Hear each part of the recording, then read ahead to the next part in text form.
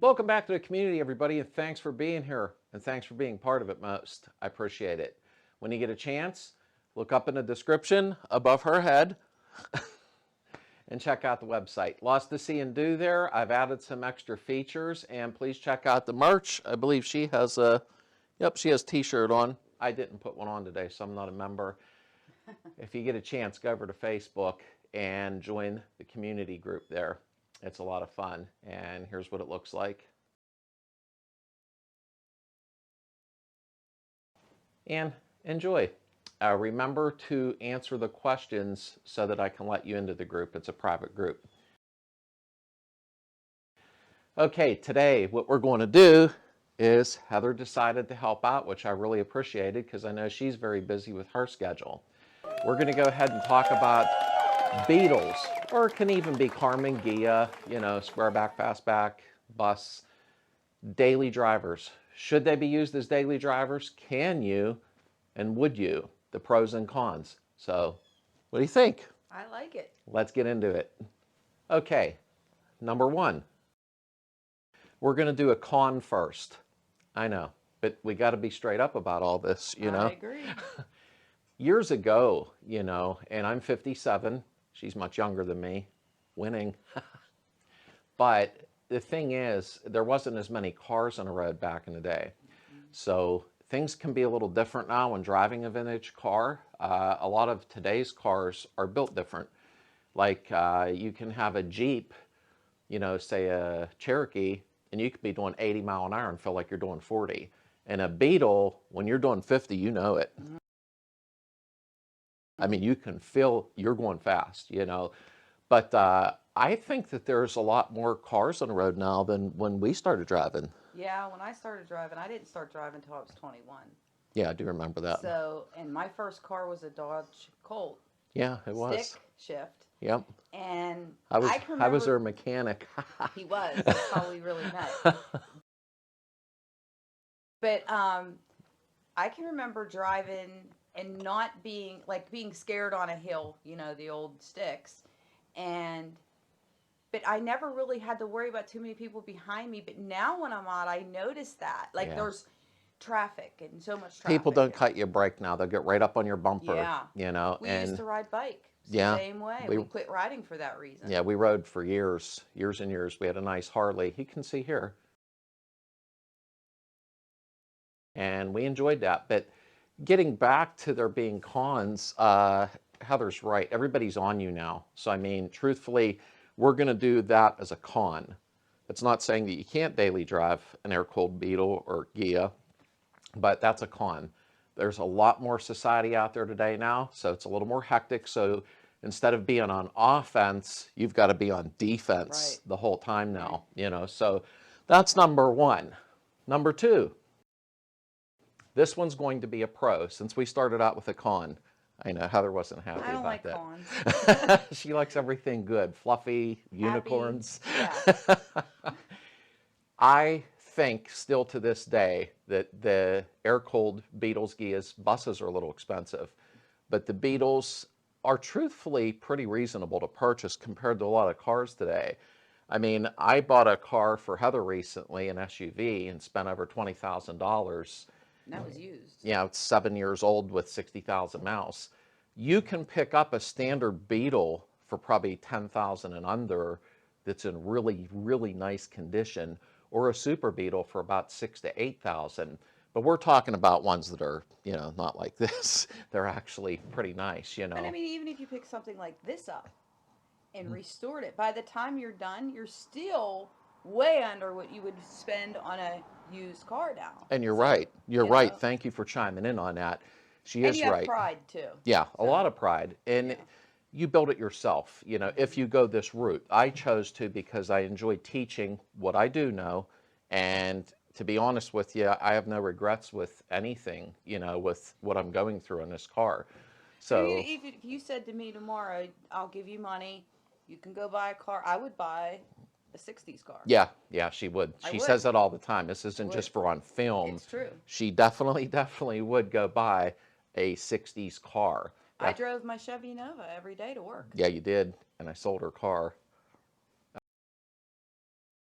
That was bad. Is there a hammer around? Yeah, she drove it every day. She loved her Nova. Yep. Drove it all inline six, ran great. Sat in traffic and everything. Yep. Never had a problem with that car. You enjoyed the heck out of that car. You did. So you can get these fairly reasonable still. You really can. You just got to shop around. And I'm going to be doing an updated video soon of what to check on these before you buy. I did an old one. It's kind of outdated a year ago. Probably nobody knows it's there now. But while this is stripped down and I can point to the areas easy enough to film, we're going to do a video on what to check before you buy a Volkswagen. I can help you on that. Yeah, you can. She's good at that. Okay, that was number 2. Okay, now we're working our way on to number 3. We'll do a con. We're going to go back and forth, I guess, would be the best. She don't like cons. So the thing is now, though, is the Beetles, the Ghias, the buses, like I said earlier, and I briefly mentioned it, when you are doing 45, 50, 55 mile an hour, you know it. You can feel the road. So you feel like sometimes, you know, or some of us do, you know, maybe because I'm getting a little older, because when I was young, I would do 75 mile an hour and act like an idiot. And don't you young ones do that? Can I play devil's advocate? Sure. But that's also a good thing in its own way. So you are aware of how fast you're going. Yeah, you're right. Because when I was in my Honda and I was cruising down the highway. That was a newer Honda. It was a 2019. I looked down, I was doing 70. I thought I was doing 40. And I almost felt like I wish I would have been known I was going that fast. Yeah. So in a way, you had that sport coupe. It was very low profile, aggressive, but it was fine tuned. And that's the con on this is, you know, I guess it's an effect of both ways. Yeah, you're right. You know, and you're right. You can be going in a Beetle and realize, hey, I'm doing 60. I need to slow down a little bit. I shouldn't be doing that here. But yeah, in your Honda and her Mercedes, she had quite a few Mercedes, you're doing 75 mile an hour and you're thinking you're doing 40. Right. So Heather's right. It can go both ways. I treat it as a con, but then again, maybe not, especially with the young ones out there now that's catching on to these. You know, they need to know, oh, I'm going a little fast. I need to tweak it down a bit. So yeah, thank you for stepping in on that. That makes sense. All right, that was number 3. Okay, now number 4. Cheaper maintenance cost. When you get into the older air-cooled, like I said, I don't want to keep repeating Beetle, Ghia, bus. You know the deal. I'll just say Beetle, okay? Because that's mostly what most of the folks on my channel do drive Beetles. But everybody's welcome in the air-cooled. There's no doubt. Here's where I'm going with this. The maintenance costs are cheaper. Once you get them where they need to be, you're just once in a while doing spark plugs, a distributor cap and rotor, changing your oil. Yeah, and they only hold less than 3.5 quarts of oil. Yeah, a little under 3 quarts. So you're not pumping in 6 quarts like my Jeep takes now, you know, and that's a 4-cylinder, believe it or not. So, and I know as a woman, I hate when he asks me for money for parts for cars, especially the Jeep we have. I'm just like, it's so expensive. So your wives might not be too irritated if you're asking for parts for an older vehicle because they're not as expensive. No, and she is right. When I do tell her the Jeep needs something, and it's our newer daily driver right now until chaos is done, and I always keep my Jeep. But when I tell her, oh, we need brakes, we need this, she gets an attitude. If I tell her, hey, I'm building a stroker motor for chaos, you know, we're going to dump some money into the Beetle, she's fine. She's like, how much do you need? Obviously, we're not made of money, but I was trying to... They don't need parts as often, the older cars. No. Once you replace a part, you're good for a while. Yeah. Where, like, all the newer cars, every one we've owned, it's like, I feel like it's like Groundhog Day, over and over again with the same parts. And she is right. There's no doubt. I mean, truthfully, the maintenance is much cheaper on the older classic Beetles. Once you get them where they need to be, unless you bought one that's completely done, I would have to say that Heather and I will agree on this. The maintenance costs are much cheaper. Okay, now we are at number 5. The simplicity of working on them. When it comes to the older cars, even the, you know, Falcons, Novas, whatever, it don't matter. But we're on the Beetle topic here since this is our hobby and our way of life. It's almost like a cult following. But wow, you seem, she's looking too tall for me. I gave him the shorter skirt. That was bad. But anyhow, the simplicity of working on them. There are so many ways of getting help to work on these now. If you go to a local garage, chances are they're not going to know how to work on these cars. But it's okay. You have Haynes manuals. Okay, you can go online. There's a Samba. There's a really good form. I've been on there for a couple decades. I don't really remember. And there's many other ways, really, of Like your channel? my channel. I don't know everything, but you're a good way of thank learning. you. And I've learned a lot. You have. You really I've learned have. a lot. I probably know too much for a female at this point. But it's great because even the Beetles, females can work on them. Yeah, I Females agree. can work on them. And it's funny because when we were at the salvage yard last time around, I believe, possibly, I think it's on film. If I can find it, I'll squeeze it in here. But she opened the deck lid on the back of one and she said, hey, there's a single port in this. And it blew me away because I didn't know she paid attention that much to this stuff. But you are learning. Yeah. And that is the But thing. you have to want to learn too, though. Yeah, exactly. And it's a simplicity. You can work on these. If you have a little bit of knowledge and watch some YouTube videos, get on some groups, Facebook groups. There's so many books, Haynes, Chilton's, Bentley manuals like the Bible, and once you get used to these, it's simple. Even adjusting your valves every other oil change, it's like, boom. I even got a video up for that. And you can get right underneath, adjust the valves, set your timing, and be gone.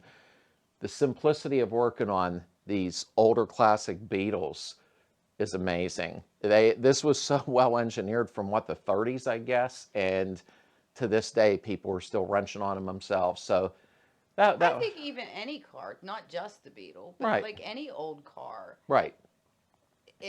We've had many of cars over the years. Yeah, we have. And they're simple to work on. Like now, when you open the hood on a newer car, you're like, "Where's the engine?" Oh yeah, she's right. There's a big plastic cover, and you don't even see the motor. So that would have to be number 4. I think we were on. Yeah. Or maybe 5. I can't remember. But just follow along. And that was the simplicity of working on them. Well, we're moving right along. Now we have number 6. This one's going to be a con, partially a con, and here's why. The quality of the parts, as opposed to years ago, have went downhill. I'm not saying all places. I have dealt a lot with Wolfsburg West, West Coast Metric, and I've got a lot of good quality German parts. You can also go on the Samba Classifieds, and there's a lot of NOS parts on there, old German parts that people have never used. I've ordered from a couple other various places and ended up with Chinese parts that really did not make me happy. They seem to wear out much quicker. And when you're dealing with your braking system, you kind of want a quality part. That can get a little hairy, if a master cylinder fails or your brakes fail. I think the quality of stuff has went down now a little bit. With everything. Yeah. With furniture, with everything. Because I buy tons of stuff for my yard and stuff like brakes.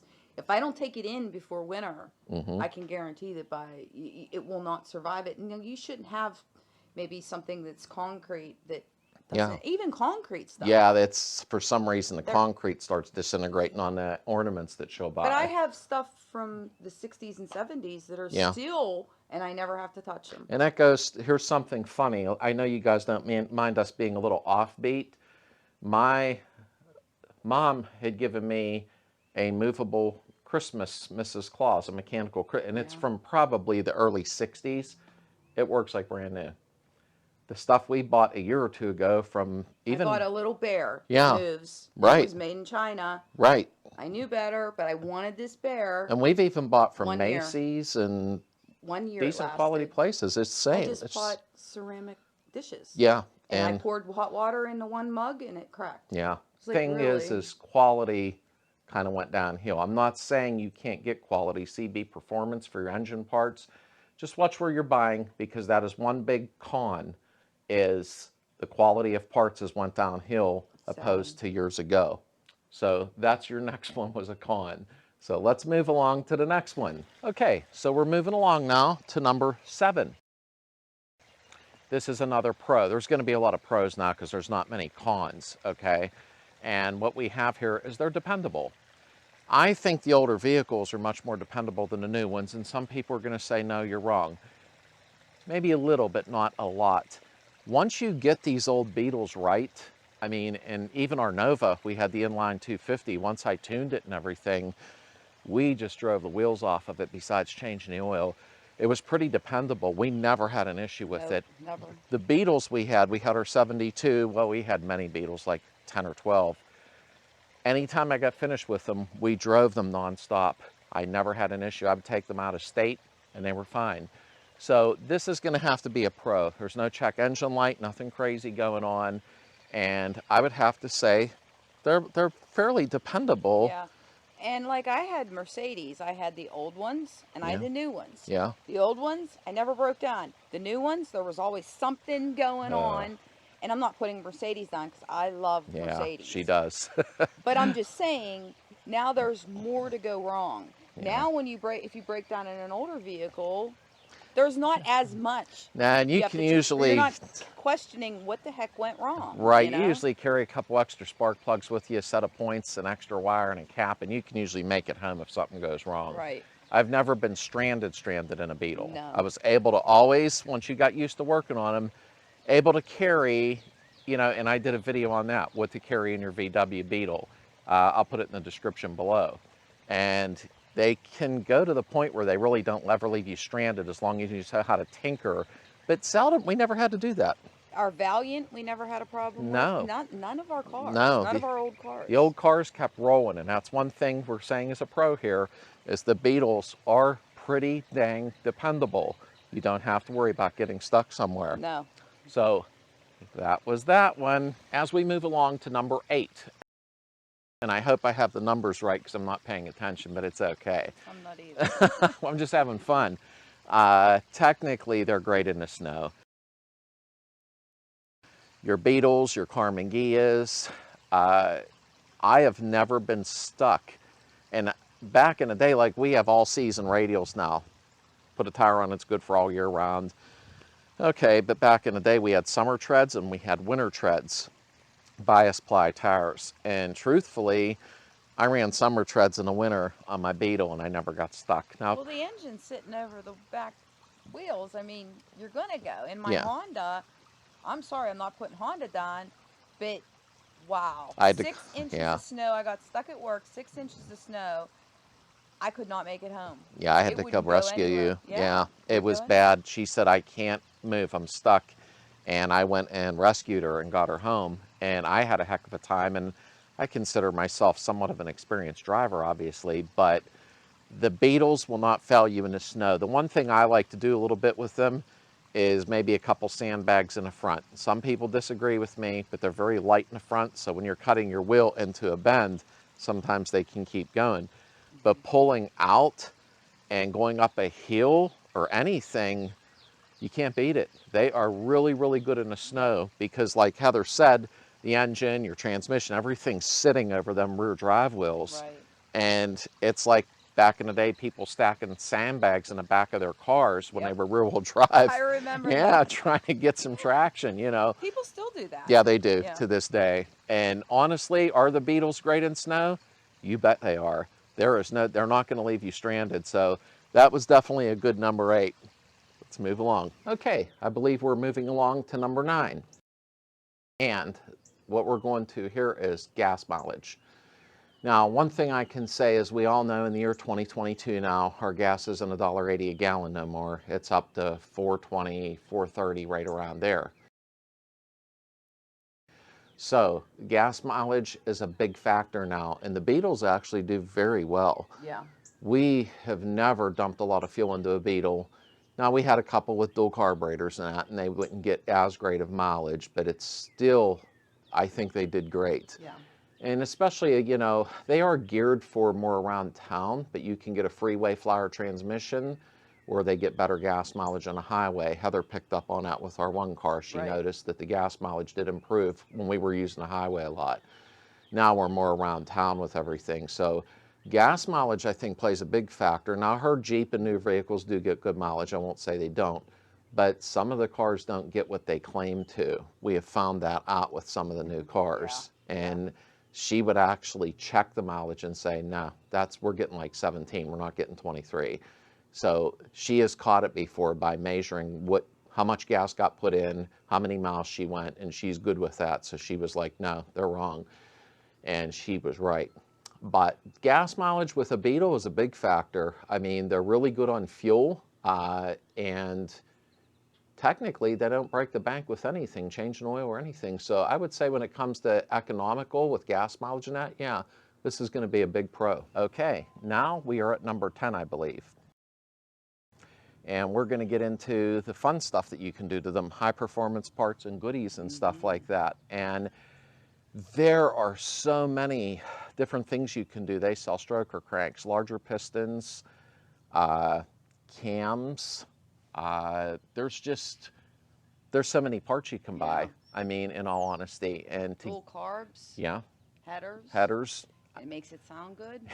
Yeah, she's all about the sound, and she's right. The dual carbs. I like power. Yeah, she does. Although I don't like going real fast, but I like that have it there when I want it. She likes the torque, the pull is what it is, you know, and the stock ones, obviously, they're not pulling very hard with 50 horsepower. But honestly, lots of high performance goodies out there. So if you want to build a monster, you can, or if you want to build something to keep up with today's traffic, you know, because the vehicles are built different now. They're much more aggressive, I think. And honestly, yeah, I'd say high performance parts is a big pro. Yep. And I've built quite a few Chevys back in the day. And I will say, it is cheaper to build the air-cooled Beetles and Carmen Ghias. The parts aren't as crazy. I right now looked up a stroker crank last night, and I'm going to get it for like 300 bucks. Try to do that on an American car. And I'm not putting them down. I'm being fair and I'm being honest with the review. You can build a high-performance engine fairly reasonable for a Volkswagen air-cooled motor as opposed to, you know, American classic cars, which I still love them too, and so does she, so I gotta watch with that. Yeah, watch what you say.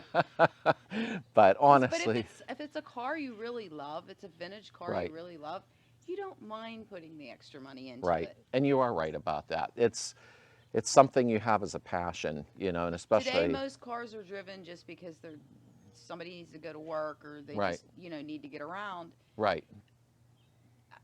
But people in the car world that love their cars, they don't mind dumping money. Right. Them. And she is right. Have it. Like, yeah. if you have it. And you do what you can afford. You know what I mean? If you can't afford to do a lot, you can do that too. Right. So that's what's nice about it. And there's a lot of high performance goodies out there for these.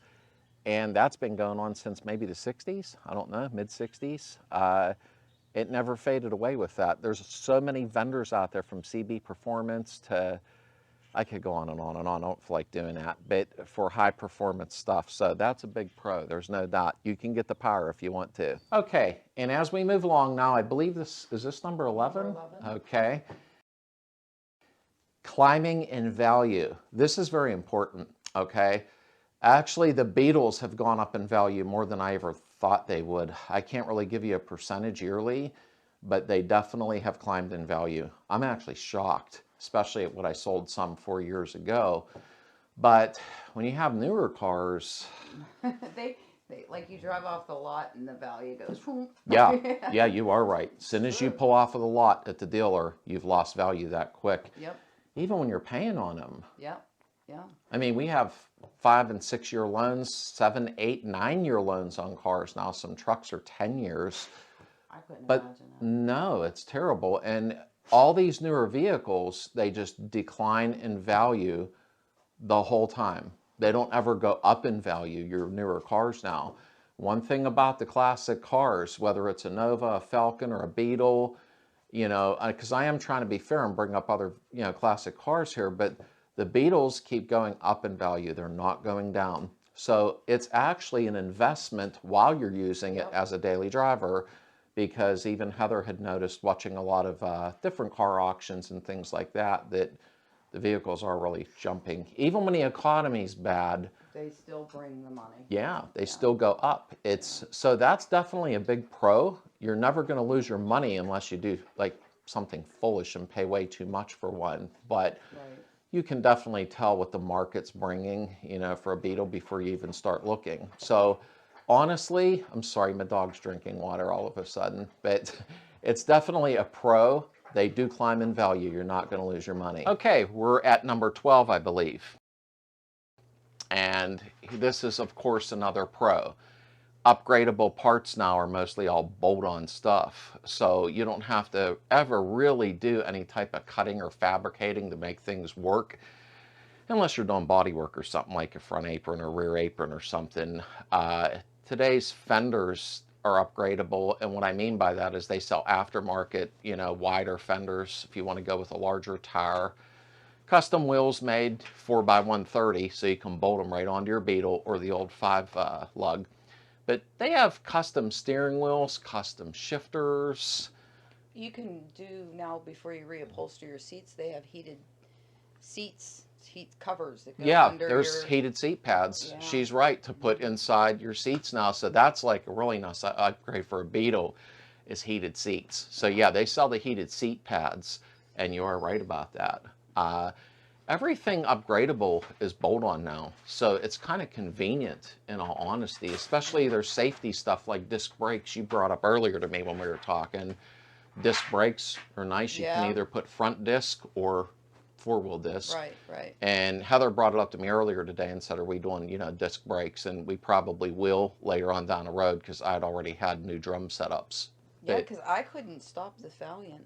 Yeah, the Valiant was different. There was no power brakes. And I'm like, will I be able to drive that and actually stop it? Yeah, and there was four-wheel drum. The Beetles are fairly easy to stop, but they can keep moving sometimes because they're so light. But disc brakes is a really nice bolt-on, but a big pro is most of the upgradable items now are all bolt-on stuff, so you don't really have to mess around doing any fabricating. Right.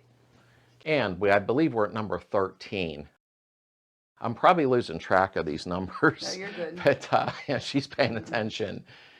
Upgraded stereo systems now. Now, this is nice. I did get an old AM style radio that somebody was nice enough to donate to me from the early 60s that I'm going to put for that nice metal dash look. And we're going to have an AM radio in there. But now you can upgrade them with Bluetooth technology, the old AM radios, and put your phone to it, plug the phone into the back of it, and you have today's music or whatever you choose to listen to, and you still have that AM look, you know what I mean? Right. But also, I mean, in one of our old ones, we had the old radio and we put the newer radio inside the glove box. Yeah, she's right. Because we didn't want to lose that look on the dash. And you are right. I'm glad you brought that up. Our 72, we bought a single DIN because she likes her USB sticks. She can fit everything she wants on a USB stick. And we did, I forgot. We put it in a glove box, closed it, and the music just played on USB. It was nice. And we had the AM radio. If you looked in the window, it was just cosmetic, because I don't even know if it worked. but it looked good, So retro sound makes nice stereos that have the dial on each side, but she prefers that older look with the dial, the volume, and the tuning. And retro sounds make some nice ones. They do. And they look dated back in the day, but they have USB, auxiliary port on the back of them where you can't see it. So I like the USB. Yeah, you've always been a big fan. You can just put all your 60s, 70s music, whatever you're listening to, right on that USB, and you don't have to, you just, boom, that's it. And you can roll all day. Yep. But that's a good thing. That's another pro, is upgradable for the stereo systems, which mostly any car is, but you can do it with the Beetles and still have the AM radio look in the dash. Yeah. That was another one. Okay, that was this week's video, and I thought it'd be interesting. I appreciate Heather helping out with this, because she was remembering things that I forgot. That's normal. And there was the pros and cons of a daily driver. I'm sold. She's sold on it. Do what you want. Choose your own poison, technically, because when it comes down to it, everybody views things differently, and that's what makes us a beautiful planet, and human beings. We all have our choices to make.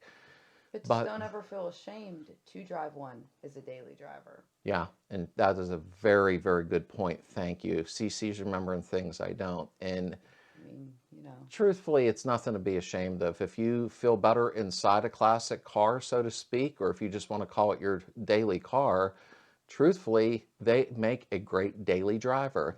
Just remember the pros and the cons before you base a decision on what you want to do.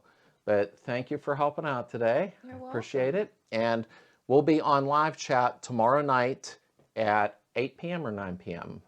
I think it was 8. Is it 8? Yeah. Okay, 8 p.m. Eastern Standard Time tomorrow night. We'll be on live chat on our YouTube channel. Don't forget to subscribe, hit like, hit the bell notification so you can be updated when we go live. Because if you're not a subscriber, which it's free to subscribe to the channel, Yeah. you can't join in on a live chat. So Yeah. you need to be subscribed to join in on a live chat. And that was very good. Thank you. I forget to mention a lot of things like that.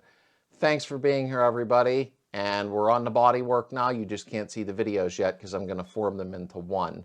And we're trying to get the inner well patched up and done so we can continue and show some more rust bullet videos on how well it blends and works. And of course, we're going to start putting her back together soon and getting a lot of stuff done. So we'll see you tomorrow on live chat, and I'll see you next Friday again. I hope everybody has a great, great upcoming weekend.